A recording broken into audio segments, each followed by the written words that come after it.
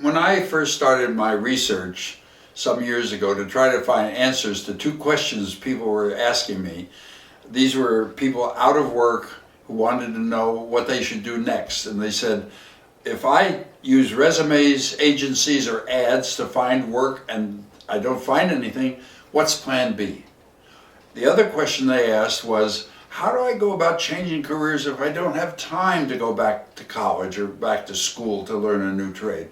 How do I change careers without going back to school? I tried to find the answers to those two questions, and I traveled 68,000 miles going crisscross across the country asking everybody I thought might know. Finally, I put together my research. This was back in 1970, back when dinosaurs were still roaming the earth. I put together my book and I had it printed at a local copy shop. I wrote it on a typewriter. There were no computers in those days of any accessibility to the consumer. So once I started printing it in a book, it occurred to me to think, how can you be inventive with a book, with a print book?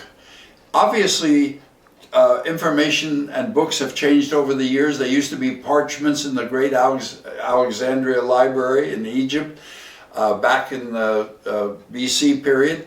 Now they're print books, and now we're seeing them evolve to digital books. So the form of the book is always changing. But I took the challenge for myself, just as a fun exercise.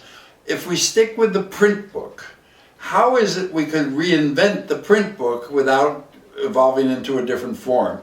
And I decided the key was to get my publisher to let me revise the book every year.